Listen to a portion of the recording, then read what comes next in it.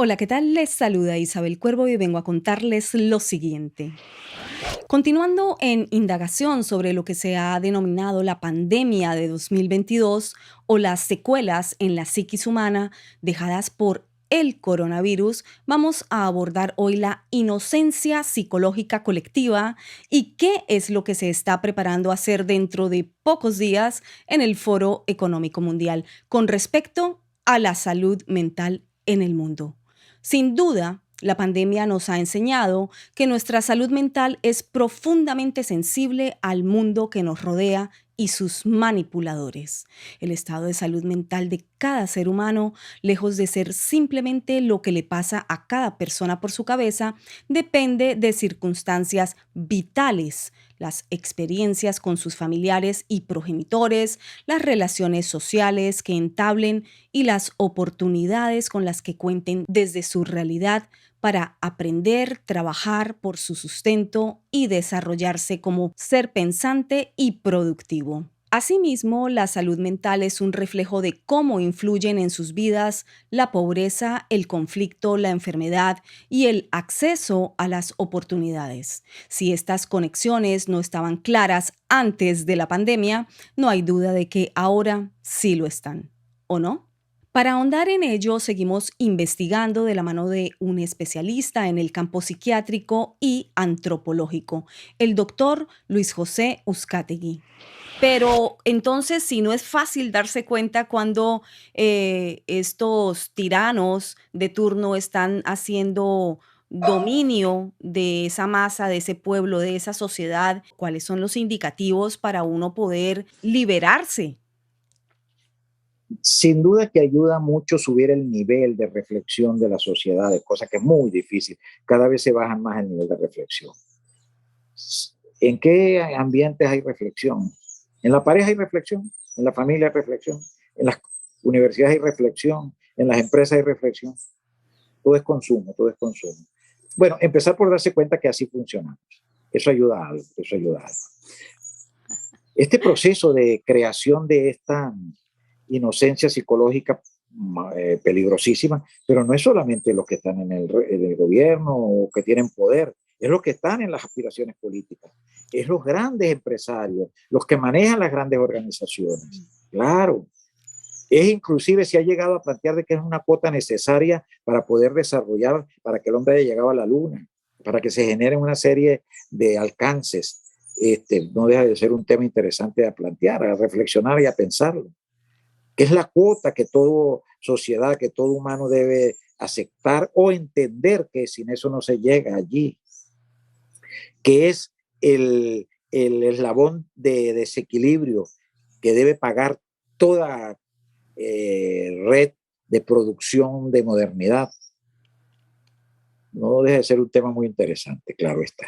Lo que sí vale la pena, Isabel, es pensar y no ser como extremista ni radical, porque ahí caemos en una trampa tremenda, ¿no? De aferrarnos a una referencia donde a veces nos salimos de la realidad del humano. Los humanos somos seres muy versátiles, con aprendizajes, con errores, con torpezas, con aciertos, con equivocaciones, que estamos dependiendo mucho de los contextos, nuestra mente depende mucho del contexto, del tiempo, de las circunstancias, de la luna, de la temperatura, del formato con que se utiliza para transmitir, por ejemplo, mensajes en los medios de comunicación. No nos olvidemos McLuhan, el sabio McLuhan. El medio hace el mensaje. Así es, el medio hace el mensaje y sin emisor no hay receptor y viceversa, sin receptor no hay emisor. Por lo tanto, la comunicación va en doble vía y usted acaba de nombrar algo importantísimo que justamente dentro de el estudio, el análisis geopolítico que trato de practicar a diario, lo he notado y es el evitar que la gente haga reflexión no solamente de sí misma, sino sobre su entorno social y político. Incluso en los últimos días se ha estado hablando que, por ejemplo, en España se van a abolir las clases de filosofía, lo cual me parece a mí extremadamente grave, porque entonces, ¿a dónde queda el ser humano en cuanto a la reflexión justamente, al análisis de sí mismo, de la humanidad, análisis de la evolución del pensamiento, ¿no? Y las diferentes escuelas filosóficas. Lo que le da a uno las clases de filosofía, pues creo que no puede ser reemplazado por nada. En el caso de España lo van a reemplazar por clases de sexualidad que ellos las han llamado de diversidad y de inclusión, que es lo que yo llamo particularmente una agenda LGTB. En los últimos días también he estado haciendo investigación periodística sobre el fenómeno LGTB como un elemento de herramienta de control poblacional, de control social desde lo político. Usted tiene una doble licenciatura, diría yo, que hay que aprovechar en este momento, doctor. Usted también es antropólogo. Así que me gustaría saber cuál es su visión dentro del campo psiquiátrico y también antropológico en cuanto a la agenda LGTB. Es una expresión del momento. Una de las cosas interesantes del estudio antropológico, concretamente de una metodología que es la etnografía, que es la descripción de lo que pasa en el momento, es ver lo que está sucediendo y observar lo que está sucediendo. A ver, ¿cómo puedes tú entender la condición humana? Acuérdate que antropología es la ciencia que estudia lo que nos hace humanos, lo que nos hace humanos. Entonces, esos son humanos también. Y entonces, ¿qué está pasando en esa producción de un formato de comportamiento sexual, de interacción afectivo que tiene esas características? ¿Por dónde anda? ¿Qué pasa? ¿Cómo está direccionado? ¿Cómo ha afectado? Porque esto es muy importante, Isabel. ¿Cómo ha afectado estas tendencias a la juventud? Que son esquemas mentales que se están moldeando y algunos de ellos ya hicieron un registro, un molde de esos tipos de comportamientos. ¿Cómo se pueden ayudar? ¿Quiénes están detrás de esto para buscar intereses altamente transgresores y delincuenciales?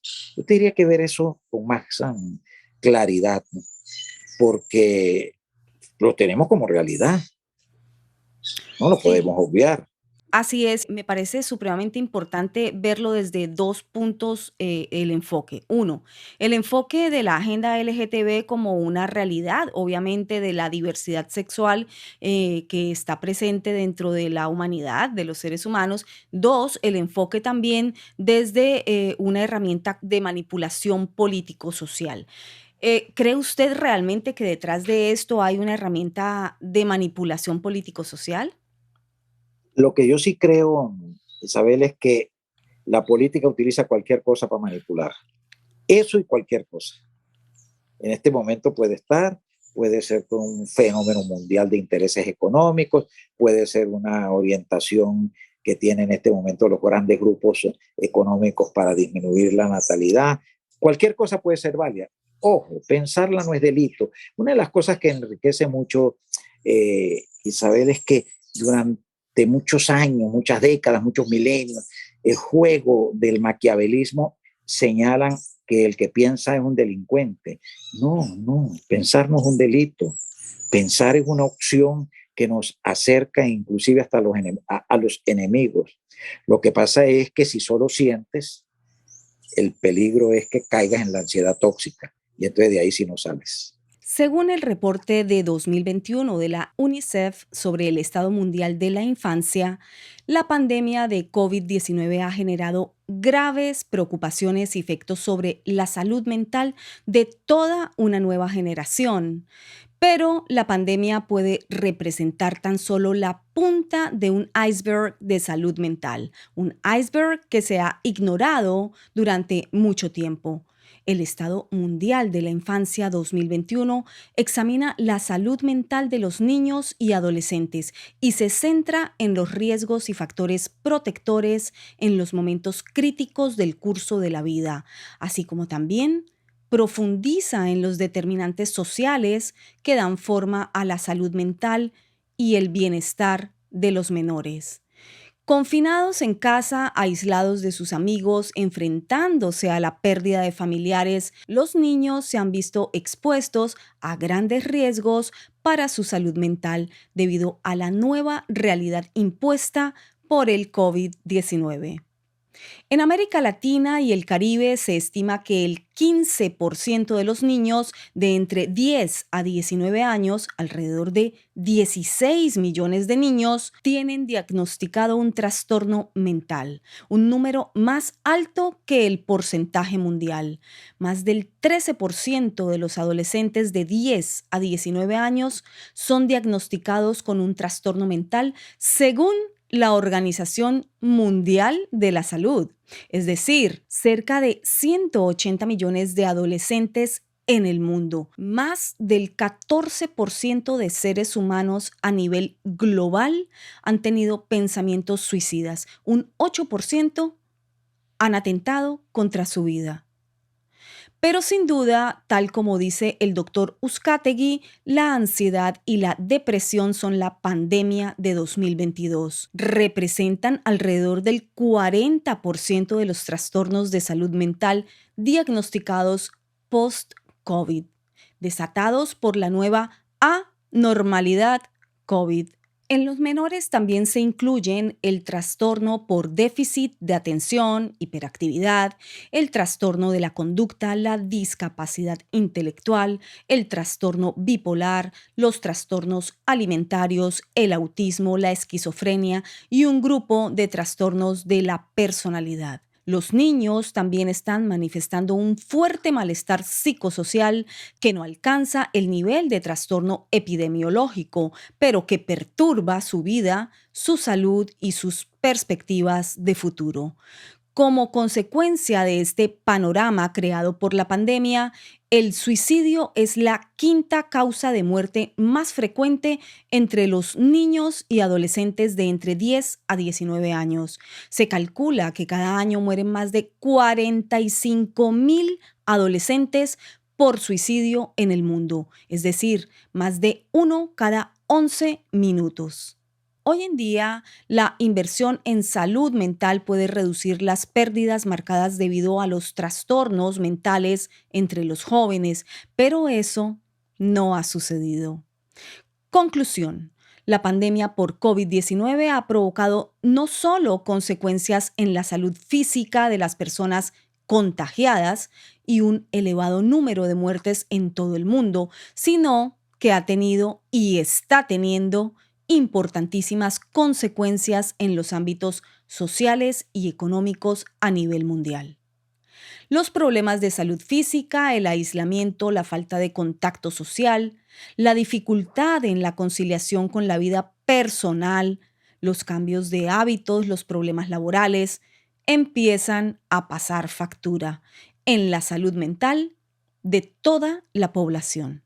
Al crítico aumento en la demanda de atención de salud mental por parte de psicólogos y psiquiatras ya se le denomina la cuarta ola. Según la misma Organización Mundial de la Salud, el 93% de los países ha visto cómo la pandemia ha puesto en jaque los servicios de salud mental y sugieren que se les financie. Lo que sí no deja de ser interesante, y obviamente a ti te va a encantar, porque hace pensar es, ¿por qué Davos, donde se reúnen los grandes pensadores de la economía del mundo? Este año, en mayo del 2022, de los 10 tópicos que ellos históricamente vienen tomando como punto de trabajo y de reflexión, por primera vez en la historia de Davos, van a trabajar el tópico de la salud mental. Hay una lámina que tú la vas a tener en tu poder. Y dentro del tópico de la salud mental, el tema más importante, la ansiedad. Entonces, ¿qué nos dice eso? Que la situación ha sido tan compleja, tan importante, tan grave, para la economía del mundo, que por primera vez en la historia de la humanidad, en los 10 puntos claves de analizar este año en Davos, que se reúne en mayo, van a tocar la ansiedad. Bueno, eso me causa una alarma y me da más ansiedad, doctor, porque si porque si en Davos, aquellos, que se reúnen anualmente en el Foro Económico Mundial en Davos, van a hablar de la salud, mental de la población mundial, yo creo que en lugar de tranquilizarme, me preocupa aún más. Sin duda, voy a indagar qué es lo que van a hablar y qué es lo que van a decidir. ¿Qué cree usted que van a decidir?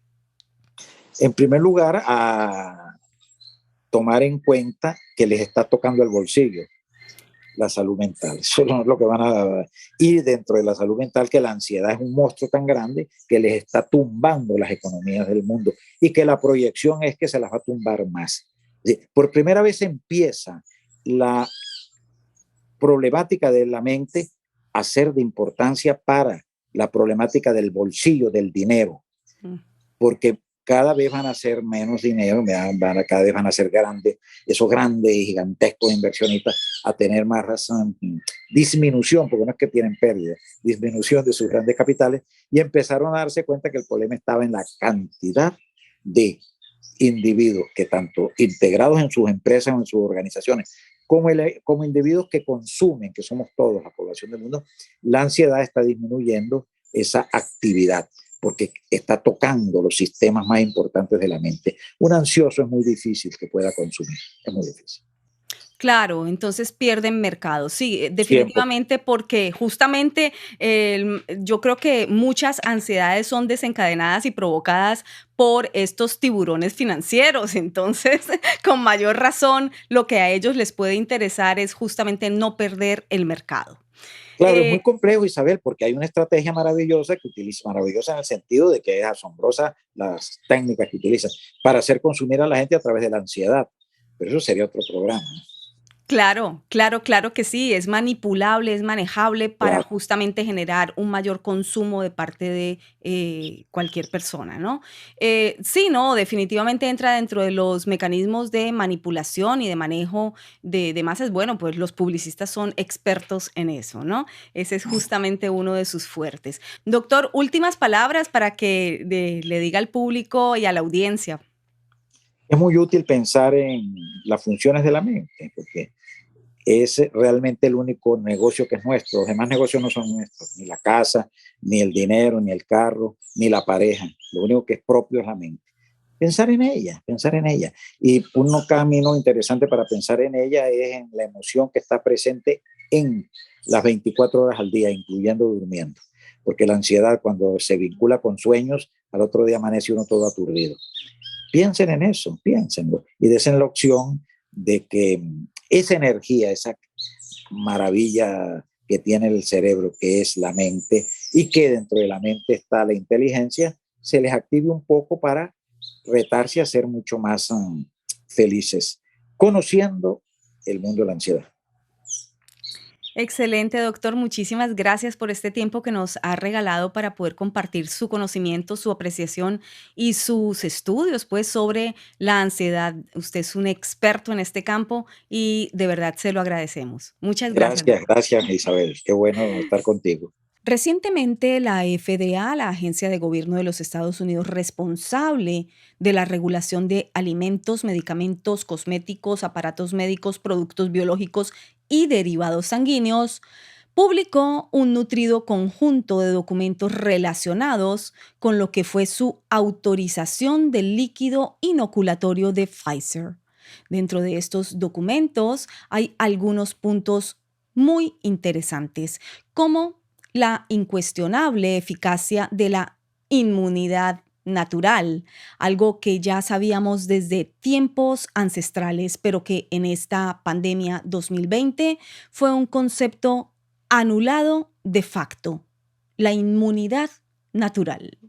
También se muestra en dichos documentos el elevado incremento en la incidencia de miocarditis y otras afecciones cardíacas producto del líquido Pfizer, sobre todo en jóvenes. Una investigación periodística a fondo sobre estas afecciones físicas se las traeré prontamente. Por lo pronto, el sistema VAERS, el sistema de notificación de eventos adversos a las inoculaciones en los Estados Unidos, se ha visto desbordado con más de 1 millón de informes de diversos problemas de salud y más de 21.000 informes de muertes desde la aparición de los líquidos de inoculación contra el COVID. Sin embargo, informar sobre los casos de reacciones adversas aún es motivo de descrédito, burla, distorsión de información y, por supuesto, censura. Pero por mi parte, desde este espacio de periodismo, de investigación, análisis y opinión, siempre seguiré informando, porque Isabel Cuervo es periodismo de compromiso con la sociedad y con la búsqueda de la verdad, siempre. Hasta la próxima.